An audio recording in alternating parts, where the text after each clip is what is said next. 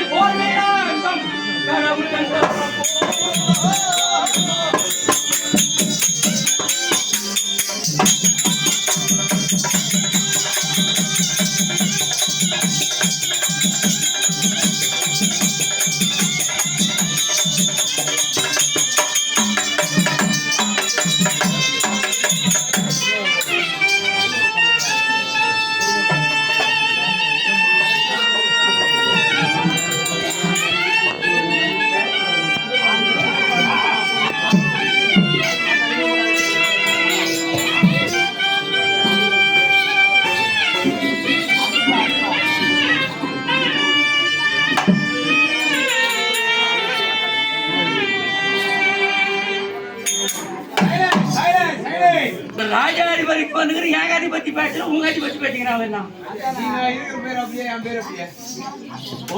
உன் பேர் அப்படி என் பேர் இப்படி அது அப்படி இப்படி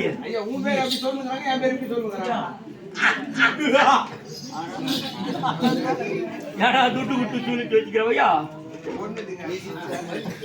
டேய் அங்க ஒரு 20-30 கூத்துக்கா இன்னும் 10 நாள் தான் கல்யாணம் பண்ணியிருந்த அது ஆச்சு.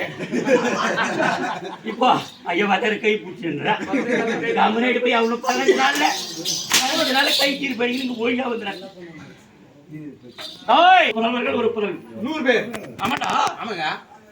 100 புலவர்கள் ஒரு புலவி 101 பேர்கள் பிறந்து சீர சிறப்புமாக வளர்ந்து கௌரவ திலகனாக துரை துரியோதனன் என்ற நாமதயத்தோடு மக்கள் மத்தியில் ஆட்சி படத்தில் அமர்ந்து யாவது ஒரு குறைவில்லாமல் படித்து வாழ்ந்துட்டு வருகிறேன். ஆமாங்க. என்னுடைய ஆட்சியில் ஏதாவது வரவு கிடையாதா? நாக்க தாராளமா ஒரு நாடே கம்ப்ளீட் போய்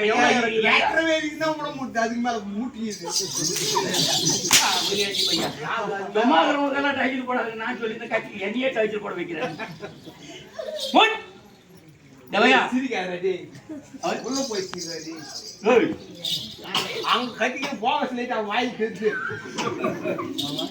வீட்டுக்கு வந்து பேசிக்கிறேன். இது அந்த புண்ணிய சரித்திரத்தில் 11 நாட்களுக்கு இங்க நம்மளுக்கு தாமதத்தை வழங்கியிருக்காங்க. அதனாலதான் உன்னை வற்புறுத்தி உன்னை கூட்டு வந்தது. அதுதான் உன் கையோடு எனக்கு தெரியும். இருந்தாலும் பகுரு வேட்டுக்கார் காணமே வாச்சாரன்ட்டாங்கன்னா எனக்கு அசியம். அதனாலதான் வற்புறுத்தி கூப்பிட்டு வந்தேன். குறைவில்லாமல் வைக்கி தேர் மகளோடு திருச்சிறப்போடு வாழ்ந்துட்டு வருகிறேன். தற்போது என்னுடைய வாழ்க்கையிலே சர்க்கிள் ஏற்பட்டு விட்டது. என்ன சர்க்கிள்? காரணம் என்ன தெரியுமா? என்ன? தாயாதியாக வழங்கக்கூடியவர்கள் பஞ்ச பாண்டவா. ஆமா. பஞ்ச பாண்டவருக்கும் எங்களுக்கும் சின்னஞ்சிறு வயது முதல் கொண்டே பகை. ஏன் தெரியுமா? சந்திர குலத்தில் யார் முன்மூலிக்கிறார்களோ அவர்களுக்கு நாட்டை பட்ட தரிப்பது வழக்கம். என்னை விட முன்பூதித்த காரணத்தினால் சாந்தமி ஓர் உருவான் என்ற தர்மராகப்பட்டவர் என்னை விட முன்பூதித்தார். அவருக்கு இந்த இளவரசு பட்டம் போக இருந்தது. சும்மா இன்னொருத்த கை நீட்டி அந்த வேலை போய் செய்யறான்னா செய்யறவனா நான் கைத்து மேல அடிப்பீங்க. ஒருவனுக்கு அவனிடக்கூடிய சொல்லக்கூடிய வேலையை நாம் செய்ய தகாது என்ற மனதில் அப்பொழுதே எண்ணம் பிறந்து விட்டது. அதுதான் பஞ்ச பாண்டவரை கொள்ள கோடான கோடி சதித்தங்கள். உண்ணுகின்ற உணவிலே விஷத்தை கிடந்தோம். படுக்கின்ற பாய்தலிலே கொடிய விஷ கொண்ட பாம்புகளை விட்டு கொள்ள பார்த்தோம்.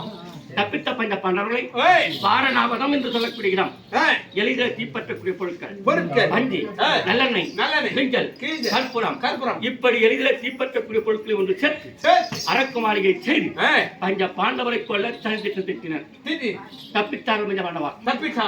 அப்படி தப்பித்த பஞ்ச பாண்டவா ஒரு வேள்வி யாரும் வளைக்க முடியாத வெள்ளை அண்ணன் ரூபத்தில் வந்தார் அர்ஜுனன். வெள்ளை வளைத்தான். திரௌபதி என்று சொல்லக்கூடிய பெண்ணை அவன் மணந்தான். சூப்பர். அவங்க இவர்தான் பஞ்ச பாண்டவர்கள் அறிந்த பிறகு இருக்காங்க பாரு. இப்படிப்பட்ட மாபெரும் சபை கோபுரம் நாட்டை ஓர் பகுதியாக நடத்திக் கொண்டு கொடிய மிருகங்கள் வாழக்கூடிய காட்டை பகுந்தளித்தேன் பஞ்ச பாண்டவர்கள். ஆமா. காட்டை வைத்துக் கொண்டு என்ன செய்திருக்கணும்? காட்டை அழித்து ஒழுங்கா போயிச்சிருக்கணும். அதை விட்டு காட்டை அழித்து நகரமாக்கி இந்திர பிரதம என பெயர் சுட்டி பஞ்ச பாண்டவர்கள் வாழ்ந்து வந்தாங்க. அப்படி வாழ்ந்து வந்தாங்க. அதாவது என்னுடைய சித்தப்பா அவங்க என்ன பேசிட்டு விடுங்க. அவங்களுக்கு இப்ப ஒரு முறை தான் சொல்லணும். எனது அதாவது சித்தப்பா பஞ்ச பாண்டவருடைய தந்தை பாண்டவராஜ சொத்து சேர்ந்துட்டாங்க. என்ன எதுக்கு சொல்றேன்னா இப்படிப்பட்ட மாபெரும் கணவான்கள் குரு பெரியவர்கள் நம்முடைய தாய்மார்கள் தமக்க அனைவரும் அமர்ந்து அமைதியா பார்த்துட்டு இருக்காங்க. அந்த யாகத்திற்காக சென்றோம். நாரத முறையினால் யாவரும் மதிக்கத்தக்க யாகத்தை செய்தார். அந்த யாகத்திற்காக சென்றோம். தங்காளி தத்து வேண்டும் என்றால் என்ன செய்திருக்க வேண்டும்? மண்பாத்திரத்தில் ஜலம் ஊற்றணும். தாங்கென்ற கர்வம் கொண்டு தங்க பாத்திரத்தில் செலுத்தி கொடுத்தாங்க. கோபம் பிறந்தது. கோபத்தை தனிய வைத்தால் யாகமாகப்பட்டது முடிந்தது. மண்டபத்துடைய அரசை அலங்காரம் யார் வந்து காண்பிச்சிருக்கணும்? யார்? உங்களுக்கு நேர் தர்மர் சரிநிகரானவர். ஆமா. அதை விடுத்து சகாதி அவர்களுக்கு மண்டபத்தை காண்பித்தார்கள். அதிகமான கோபம். ஆமா. கோபத்தை தனிய வைத்தார். யாரு? எங்க மாமா. உங்க மாமா. அழகுறிந்த உன்னிதமான மண்டபம். அந்த மண்டபத்தினுடைய அரிசி அலங்காரத்தை பார்க்கின்ற பொருட்டு சற்று தருமாறி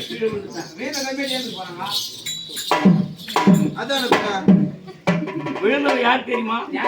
விழுந்தவன் நான். சாப்பாடு என்ன சாப்பாடு?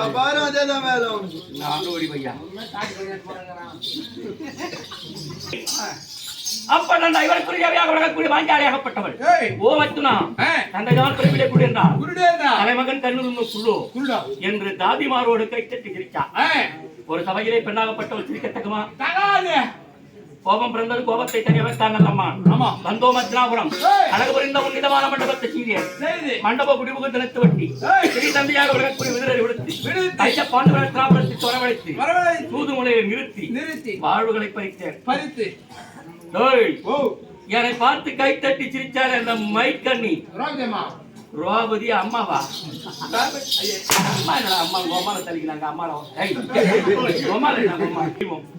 கட்ட தாய் தந்தை இங்க ஒழுங்கா பாடுறா அவங்க ஒழுங்கான முறையில் சாப்பாடு கொடுறாங்க சுபாதத்தை விட போயிட்டு அம்மா நீ தம்பியாக கூட துட்டாதல் விடுத்து சபா மண்டபத்தில் ஏற்றி ஏற்றி அவள் சேலையெல்லாம் கலையை செய்தேன் ஆமா அதோடு விடாமல் சூதாடி குற்றத்திற்காக 12 ஆண்டு வனவாசம் ஓராண்டு ஐக்காத வாசம் காலம் கழித்து வந்தால் அறந்தபாகம் என்று சொல்லி சொல்லி குருபரியோர்கள் முன்னிலையில் லிகிதத்து கொடுத்து விட்டு பாண்டவால் காடோகையாக சென்றார்கள் ஆமா அப்படி காடோகையாக சென்ற பாண்டவால் 12 ஒன்றாக 13 கழித்து அனுப்பினார்கள் அந்த பாகத்தை கேட்க உழுகு மாமுனியை தூது மறு தூதாக தைக்க மாமுனிவரை விடுத்து நாடு கொடுக்க மறுத்து விட்டேன் பாண்டவருக்காக புரிந்து வந்தான் அந்த யாதவகுலத்துக்கு அண்ணன் தூது ஆமா ஏன்னா இனி நான் கொடுப்பேன் என்று எண்ணாது உடைய மனதிலே யோசனை பண்ணாது ஆண்டு 13 ஆட்சி பஞ்சவரம்பெல்லாம் போச்சு பஞ்ச பாண்டவர் காட்டு வைத்த பாதத்தை நாட்டில் வைக்க ஒண்ணாது என்று சொல்லி 18 நாள் யுத்தம் யுத்த களத்தில் யார் வெற்றி பெறுகிறார்களோ அவர்களுக்கு நாடு சொந்தம் என்று சொல்ல நல்லம்மனாக விழக்கூடிய அகுரி மாமனுடைய ஆலோசனை பிரகாரம் ஆஸ்தாரவாத்தில் இருக்கின்ற அரிய துணியின் மீது சத்தியத்தை செய்தி நடந்து முடிந்த சமரக யுத்தம் 16 நாள் ஒரு நாள் வெற்றி ஆமா தாத்தவாக விளக்கக்கூடிய பிட்மாச்சாரி பச்சபதி மகிந்தன் சுவேதபாகனை கொண்டு குவித்து ஒரு நாள் வெற்றி தேடி தந்தார் மற்ற அனைத்து நாட்களிலும் வெற்றி தோல்வி என்பது இல்லாமல் இருக்கிறது ஆமா நாளை துவக்கம் 17 அதனால் 17ஆம் நாள் எந்த விதத்தில் வெற்றிவாக சூட வேண்டும் அதற்காக ஆலோசனை இருக்கிறது நல்லம்மனாக விளக்கக்கூடிய அகுரி மாமனை அன்போடு சபா மண்டபத்தின் கண் அழைத்து அப்படி ஆகட்டுங்க